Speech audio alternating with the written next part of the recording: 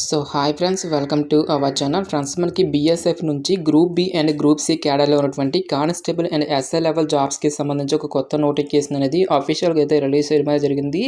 ఈ యొక్క పోస్ట్కి చేరగానే మనకి 50,000 వరకు కూడా శాలరీ అనేది రావడం అయితే జరుగుతుంది గైస్.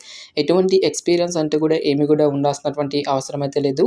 ఈ విధంగా ఇక నోటిఫికేషన్కి సంబంధించి కంప్లీట్ డీటెయిల్స్ అన్నింటినీ కూడా ఇక వీడియోలో డిస్కస్ అయితే చేద్దాం. సో ఎవరు కూడా స్కిప్ అయితే చేయదు గైస్. ఫస్ట్ టైం మన ఛానల్ని విజిట్ చేస్తున్నా కనుక సబ్స్క్రైబ్ అయితే చేసుకోండి. అదేవిధంగా పక్కనే వస్తే బెల్ ఐకాన్ కూడా యాక్టివేట్ చేసి పెట్టుకోండి ఫ్రెండ్స్. మీరు ఇటువంటి లైక్స్ చాలా ఎంకరేజింగ్ అండ్ మోటివేషన్గా ఉంటాయి కాబట్టి సో ప్రతి ఒక్కరు కూడా వీడియోని లైక్ చేసి మీ ఫ్రెండ్స్ అండ్ ఫ్యామిలీ మెంబర్స్కి అయితే షేర్ చేయండి friends. Okay, let's start the video. Friends, ఇక పోస్ట్లకి సంబంధించి ఇంపార్టెంట్ డేట్స్ విషయానికి వచ్చినట్లయితే కనుక ఆల్రెడీ మనకి మే 18 నుంచి కూడా అప్లికేషన్ ప్రాసెస్ అనేది స్టార్ట్ కావడం జరిగింది. ఇక లాస్ట్ డేట్ విషయానికి వచ్చినట్లయితే కనుక జూన్ 17 వరకు కూడా ఇక రిక్రూట్మెంట్కి ఆన్లైన్లో అప్లై చేసుకోవాల్సి అయితే ఉంటుంది. నెక్స్ట్ ఈ యొక్క పోస్ట్కి సంబంధించి అప్లికేషన్ ప్రాసెస్ విషయానికి వచ్చినట్లయితే కనుక ఓన్లీ ఆన్లైన్లోనే అప్లై చేసుకోవాల్సి అయితే ఉంటుంది. అప్లికేషన్ ఫీజుకి సంబంధించిన డీటెయిల్స్ కనుక చూసుకున్నట్టయితే కనుక SC ST ex servicemen female candidates ఎవరైతే ఉంటారో ఈ యొక్క క్యాండిడేట్స్ ఎటువంటి అప్లికేషన్ ఫీజు అనేటువంటిది కూడా పే చేయాల్సినటువంటి అవసరం అయితే లేదు. ఈ యొక్క క్యాండిడేట్స్ అందరూ కూడా ఫ్రీగా అయితే అప్లై అయితే చేసుకోవచ్చు గైస్. సో రిమైనింగ్ కేటగిరీకి చెందినటువంటి జనరల్ ఓబీసీ ఈడబ్ల్యూఎస్ క్యాండిడేట్స్ అయితే కనుక 100 రూపీస్ అప్లికేషన్ ఫీజు అనేటువంటి దాన్ని ఆన్లైన్లో పే చేయాల్సి అయితే ఉంటుంది. గ్యాస్ మనకి ఇక నోటిఫికేషన్ వచ్చేసరికి government of India minister of home affairs కింద పనిచేస్తున్నటువంటి directorate general border security force నుంచి టోటల్గా మనకి 3 డిఫరెంట్ టైప్స్ ఆఫ్ పోస్టులకి సంబంధించి ఇక నోటిఫికేషన్ అనేది రిలీజ్ చేయడం జరిగింది. సో ఈ యొక్క నోటిఫికేషన్కి ఆల్ ఇండియన్ నేషనల్ సిటిజన్స్ మీరు ఏ రాష్ట్రానికి చెందినటువంటి both male and female candidates ఇద్దరు కూడా ఇక వేకెన్సీస్కి అప్లై అయితే చేసుకోవచ్చు.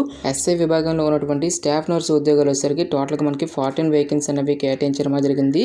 సో ఏ క్యాస్ట్ వరకు ఎన్ని వేకెన్సీ అనేవి కేటాయించినటువంటి లిస్ట్ అనేది కూడా ఇక్కడ మనకి డీటెయిల్గా అయితే ఇవ్వడం జరిగింది.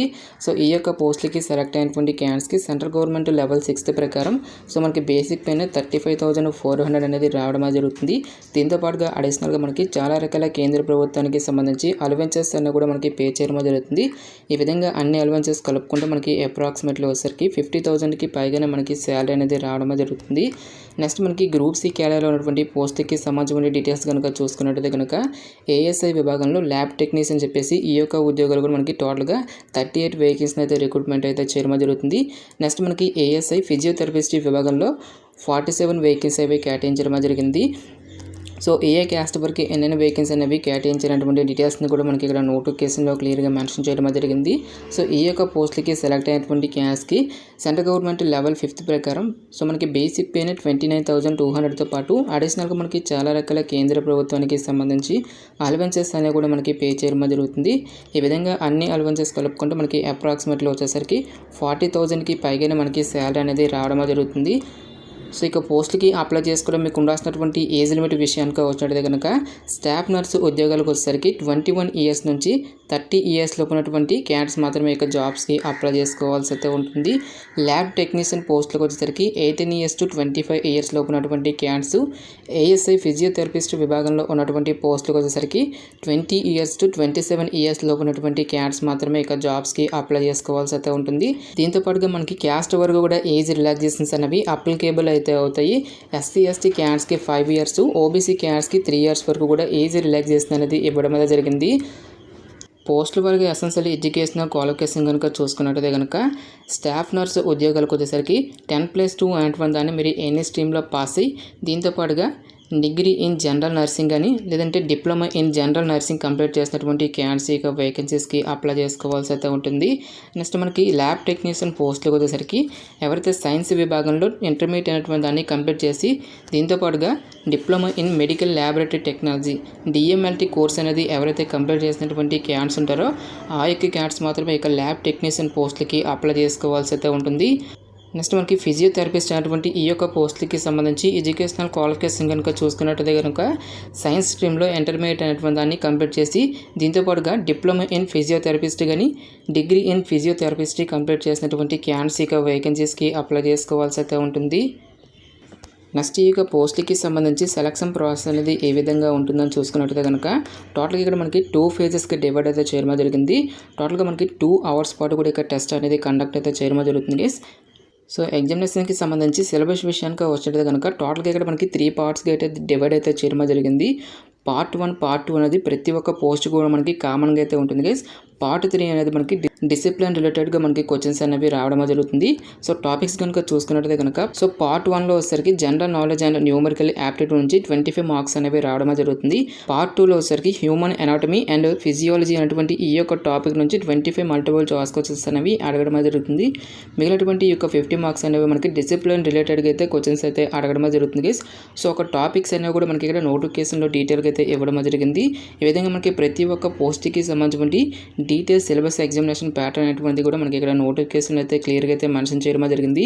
సో మినిమం క్వాలిఫై మార్క్స్ కనుక చూసుకున్నట్లయితే కనుక జనరల్ ఈడబ్ల్యూఎస్ ఓబీసీ క్యాండిడేట్లు కనుక 45%, ఎస్సీ ఎస్టీ క్యాండిడేట్లు కనుక 40% ఆఫ్ మార్క్స్ అనేవి తెచ్చుకోవాల్సి అయితే ఉంటుంది. సో ఎవరైతే ఇక రిటన్ ఎగ్జామినేషన్ క్లియర్ చేసినటువంటి క్యాండిడేట్స్కి ఫర్దర్గా మనకి ఫేజ్ 2 అనేది కూడా కండక్ట్ అయితే చేయడం జరుగుతుంది. ఇక ఫేజ్ 2లో వచ్చేసరికి మనకి ఫిజికల్ స్టాండర్డ్ టెస్ట్తో పాటు ఫిజికల్ ఎఫిషియన్సీ టెస్ట్, డాక్యుమెంటేషన్తో పాటు మెడికల్ ఎగ్జామినేషన్ అనేది నిర్వహించేసి ఇక వేకెన్సీస్కి సెలక్షన్ అనేది కంప్లీట్ అయితే చేయడం జరుగుతుంది. సో ఇక నోటిఫికేషన్కి సంబంధించి మనకి ఫిజికల్ స్టాండర్డ్స్ అన్నవి కూడా అడగడం అయితే జరుగుతుంది. ఫిజికల్ స్టాండర్డ్స్కి సంబంధించిన డీటెయిల్స్ కనుక చూసుకున్నట్లయితే కనుక ఆల్ మేల్ క్యాండిడేట్స్ అందరూ కూడా 165 సెంటీమీటర్స్ అనేది హైట్ అయితే ఉండాల్సి అయితే ఉంటుంది. ఫీమేల్స్ అయినట్లయితే కనుక జస్ట్ మీరు 150 సెంటీమీటర్స్ అనేది ఉంటే సరిపోతుంది. నెక్స్ట్ చెస్ట్ విషయానికి వచ్చినట్లయితే కనుక వితౌట్ ఎక్స్పాన్షన్ వచ్చేసరికి 76 సెంటీమీటర్స్ అనేది ఉండాలి. ఎక్స్పాన్షన్ అయినట్లయితే కనుక 81 సెంటీమీటర్స్ అయితే రావాల్సి అయితే ఉంటుంది గైస్. నెక్స్ట్ వెయిట్ అనేది కూడా మనకి హైట్కి తగ్గట్టుగా ఉండాల్సి అయితే ఉంటుంది. నెక్స్ట్ మనకి ఐ విజన్ కూడా మనకి పర్ఫెక్ట్గా ఉండాలని చెప్పేసి ఇక్కడ మనకి జాబ్ డీటెయిల్స్లోనే క్లియర్గా మెన్షన్ చేయడం జరిగింది. ఫిజికల్ ఎఫిషియన్సీ టెస్ట్కి సంబంధించిన డీటెయిల్స్ కనుక చూసుకున్నట్లయితే కనుక ఆల్ మేల్ క్యాండిడేట్స్ అందరూ కూడా 1.6 కిలోమీటర్ రేస్ని మీరు 7 మినిట్స్లో అయితే క్లియర్ చేయాల్సి అయితే ఉంటుంది. ఫీమేల్స్ అయినట్లయితే కనుక 800 మీటర్స్ని మీరు 5 మినిట్స్లో అయితే క్లియర్ చేయాల్సి అయితే ఉంటుంది. నెక్స్ట్ 11 ఫీట్ వరకు కూడా లాంగ్ జంప్ అనేది ఉంటుంది మేల్స్కి వచ్చేసరికి. సో ఫీమేల్స్ అయినట్లయితే కనుక 8 ఫీట్ వరకు కూడా లాంగ్ జంప్ అనేది ఉంటుంది. నెక్స్ట్ హై జంప్ వచ్చేసరికి మేల్స్ అయినట్లయితే కనుక 3.5 ఫీట్ వరకు, ఫీమేల్స్ అయినట్లయితే కనుక 2.5 ఫీట్ వరకు కూడా హై జంప్ అనేది చేయాల్సి అయితే ఉంటుంది. సో ఎవరైతే ఇక ఫిజికల్ ఎఫిషియన్సీ టెస్ట్ని కూడా క్లియర్ చేసినటువంటి క్యాండిడేట్స్కి డాక్యుమెంట్ వెరిఫికేషన్ అనేది చేసేసి నెక్స్ట్ మెడికల్ ఎగ్జామినేషన్ అనేది కండక్ట్ చేసి ఇక వేకెన్సీస్కి సెలక్షన్ అనేది కంప్లీట్ అయితే చేయడం జరుగుతుంది. నెక్స్ట్ సెకండ్ నోటిఫికేషన్కి సంబంధించిన డీటెయిల్స్ కనుక చూసుకున్నట్లయితే కనుక ఎస్ఐ విభాగంలో ఉన్నటువంటి వెహికల్ మెకానిక్ విభాగంలో వచ్చరికి టోటల్గా మనకి 3 వేకెన్సీ అనేవి కేటాయించడం జరిగింది.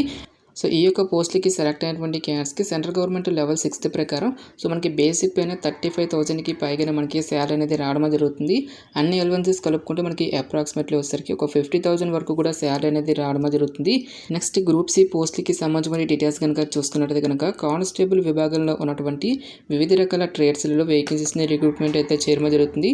టోటల్గా మనకి 34 వేకెన్సీ అయితే కేటాయించడం జరిగింది.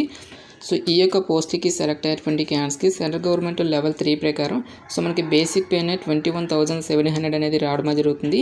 దీంతో పాటుగా అడిషనల్గా మనకి చాలా రకాల కేంద్ర ప్రభుత్వానికి సంబంధించి అలవెన్సెస్ అన్నీ కలుపుకుంటే మనకి అప్రాక్సిమేట్లీ వచ్చేసరికి 40,000 వరకు కూడా శాలరీ అనేది రావడం అనేది జరుగుతుంది. సో ఈ యొక్క పోస్ట్లకి సంబంధించి అప్లై చేసుకోవడానికి మీకు ఉండాల్సినటువంటి ఏజ్ లిమిట్ విషయానికి వచ్చేది కనుక వెహికల్ మెకానిక్ పోస్ట్లకు వచ్చేసరికి మినిమం ఏజ్ వచ్చేసరికి 18 ఇయర్స్ అయితే కంప్లీట్ అయి ఉండాలి. మ్యాక్సిమం 30 ఇయర్స్ వరకు కూడా అప్లై అయితే చేసుకోవచ్చు. నెక్స్ట్ మనకి క్యాస్ట్ వరకు కూడా ఏజ్ రిలాక్సేషన్స్ అనేవి అప్లికేబుల్ అయితే అవుతాయి. నెక్స్ట్ మనకి టెక్నికల్ విభాగంలో ఉన్నటువంటి కానిస్టేబుల్ లెవెల్ ఉద్యోగాలకి మీరు అప్లై చేస్తున్నట్లయితే కనుక మినిమం ఏజ్ వచ్చేసరికి 18 ఇయర్స్ అయితే కంప్లీట్ అయి ఉండాలి. జనరల్ అభ్యర్థులు అయితే కనుక 25 ఇయర్స్ వరకు కూడా అప్లై అయితే చేసుకోవచ్చు. ఓబీసీ క్యాండిడేట్స్కి వచ్చేసరికి 3 ఇయర్స్, ఎస్సీ ఎస్టీ క్యాండిడేట్స్కి వచ్చేసరికి 5 ఇయర్స్ వరకు కూడా అప్పర్ ఏజ్ రిలాక్సేషన్ అనేది ఇవ్వడం అయితే జరిగింది. సో పోస్టుల వరకు ఎసెన్షియల్ ఎడ్యుకేషనల్ క్వాలిఫికేషన్ విషయానికి వచ్చినట్లయితే కనుక వెహికల్ మెకానిక్ ఉద్యోగాలకు వచ్చేసరికి ఎవరైతే ఆటోమొబైల్ అండ్ మెకానికల్ అనేటువంటి ఈ యొక్క విభాగాల్లో డిప్లొమా కంప్లీట్ చేసినా లేదంటే డిగ్రీ కంప్లీట్ చేసినటువంటి క్యాండిడేట్స్ యొక్క వేకెన్సీస్కి అప్లై చేసుకోవాల్సి అయితే ఉంటుంది. నెక్స్ట్ మనకి టెక్నికల్ విభాగంలో ఉన్నటువంటి పోస్టులు వచ్చేసరికి 10th క్లాస్ క్వాలిఫికేషన్తో పాటు సంబంధిత ట్రేడ్స్లలో ఐటీ అనేటువంటి దాన్ని చేసి అట్లీస్ట్ 3 ఇయర్స్ ఎక్స్పీరియన్స్ అనేది కూడా మనకి అడగడం అయితే జరుగుతుంది. నెక్స్ట్ ఈ యొక్క పోస్టులకి సంబంధించి సెలక్షన్ ప్రాసెస్ అనేది ఏ విధంగా ఉంటుందని చూసుకున్నట్టయితే కనుక టోటల్గా ఇక్కడ మనకి 2 ఫేజెస్గా డివైడ్ అయితే చేయడం జరిగింది గైస్. ఫస్ట్ స్టేజ్లో వచ్చేసరికి మనకి రిటన్ ఎగ్జామినేషన్ అనేది కండక్ట్ అయితే చేయడం జరుగుతుంది. టోటల్గా మనకి 2 అవర్స్ పాటు కూడా ఇక్కడ టెస్ట్ అనేది ఉంటుంది గైస్. సో ఎగ్జామినేషన్కి సంబంధించిన టాపిక్స్ కనుక చూసుకున్నట్టయితే కనుక 3 పార్ట్స్గా అయితే మనకి ఇక్కడ డివైడ్ అయితే చేయడం జరిగింది. పార్ట్ ఏలో వచ్చేసరికి మనకి జనరల్ ఇంగ్లీష్ నుంచి 20 మల్టిపుల్ చాయిస్ క్వశ్చన్స్ అనేవి అడగడం జరుగుతుంది, 20 మార్క్స్. పార్ట్ బిలో వచ్చేసరికి జనరల్ అవేర్నెస్, పార్ట్ సి నుంచి మనకి టెక్నికల్ సబ్జెక్ట్ నుంచి 60 మల్టిపుల్ చాయిస్ క్వశ్చన్స్ అనేవి అడగడం జరుగుతుంది. ఈ విధంగా టోటల్గా 100 మార్క్స్కి అయితే ఇక ఎగ్జామినేషన్ అనేది కండక్ట్ అయితే చేయడం జరుగుతుంది గైస్. ఇక్కడ మనకి ప్రతి ఒక్క టాపిక్కి సంబంధించి డీటెయిల్ సిలబస్ అనేది కూడా మనకి ఇక్కడ నోటిఫికేషన్లో అయితే క్లియర్గా అయితే మెన్షన్ చేయడం జరిగింది. సో ఎవరైతే ఇక రిటన్ ఎగ్జామినేషన్ని క్లియర్ చేసినటువంటి క్యాండిడేట్స్కి ఫేజ్ 2లో మనకి ఫిజికల్ స్టాండర్డ్ టెస్ట్తో పాటు ఫిజికల్ ఎఫిషియన్సీ టెస్ట్, డాక్యుమెంటేషన్తో పాటు మెడికల్ ఎగ్జామినేషన్ అనేది కూడా కండక్ట్ అయితే చేయడం జరుగుతుంది. నెక్స్ట్ ఫిజికల్ స్టాండర్డ్ టెస్ట్కి సంబంధించిన డీటెయిల్స్ కనుక చూసుకున్నట్టయితే కనుక ఆల్ మేల్ క్యాండిడేట్స్ అందరూ కూడా 165 సెంటీమీటర్స్ అనేది హైట్ అయితే ఉండాల్సి అయితే ఉంటుంది. ఫీమేల్స్ అనేది కనుక 157 సెంటీమీటర్స్ అయితే ఉండాల్సి అయితే ఉంటుంది గైస్. నెక్స్ట్ చెస్ట్ విషయానికి వచ్చేటైతే కనుక వితౌట్ ఎక్స్పాన్షన్ వచ్చేసరికి 75 సెంటీమీటర్స్, ఎక్స్పాన్షన్ వచ్చేసరికి 80 సెంటీమీటర్స్ అయితే రావాల్సి అయితే ఉంటుంది. ఈ విధంగా ఫిజికల్ స్టాండర్డ్ టెస్ట్ని కూడా క్లియర్ చేసినటువంటి క్యాండిడేట్స్కి ఫర్దర్గా మనకి డాక్యుమెంటేషన్తో పాటు మెడికల్ ఎగ్జామినేషన్ అనేది కండక్ట్ చేసి ఇక వేకెన్సీస్కి సెలక్షన్ అనేది కంప్లీట్ అయితే చేయడం జరుగుతుంది. నెక్స్ట్ థర్డ్ నోటిఫికేషన్ కనుక చూసుకున్నట్లయితే కనుక ఇన్స్పెక్టర్ లైబ్రరీ అనేటువంటి ఈ యొక్క పోస్టులు వచ్చేసరికి టోటల్గా మనకి 2 వేకెన్సీ అనేవి కేటాయించడం జరిగింది. ఈ యొక్క 2 వేకెన్సీ అనేవి కూడా ఓపెన్ కేటగిరీకి అయితే ఇవ్వడం అయితే జరిగింది కాబట్టి సో మరి ఏ క్యాస్ట్కి చెందినా సరే ఇక వేకెన్సీస్కి అప్లై అయితే చేసుకోవచ్చు. సో ఇక పోస్టులకి సెలెక్ట్ అయినటువంటి క్యాండిడేట్స్కి సెంట్రల్ గవర్నమెంట్ లెవెల్ 7th ప్రకారం సో మనకి బేసిక్ పైన 44,000కి పైగానే మనకి శాలరీ అనేది రావడం జరుగుతుంది. అన్ని అలవెన్సెస్ కలుపుకుంటే మనకి అప్రాక్సిమేట్లీ వచ్చేసరికి 60,000 వరకు కూడా శాలరీ అనేది రావడం అయితే జరుగుతుంది గైస్. నెక్స్ట్ ఇక పోస్ట్కి సంబంధించి అప్లై చేసుకోవడం మీకు ఉండాల్సినటువంటి ఏజ్ లిమిట్ విషయానికి వచ్చేది కనుక సో మీకు మినిమం ఏజ్ వచ్చేసరికి 18 ఇయర్స్ అయితే కంప్లీట్ అయి ఉండాలి. మ్యాక్సిమం 30 ఇయర్స్ లోపు ఉన్నటువంటి క్యాండిడేట్స్ మాత్రమే ఇక వేకెన్సీస్కి అప్లై చేసుకోవాల్సి అయితే ఉంటుంది.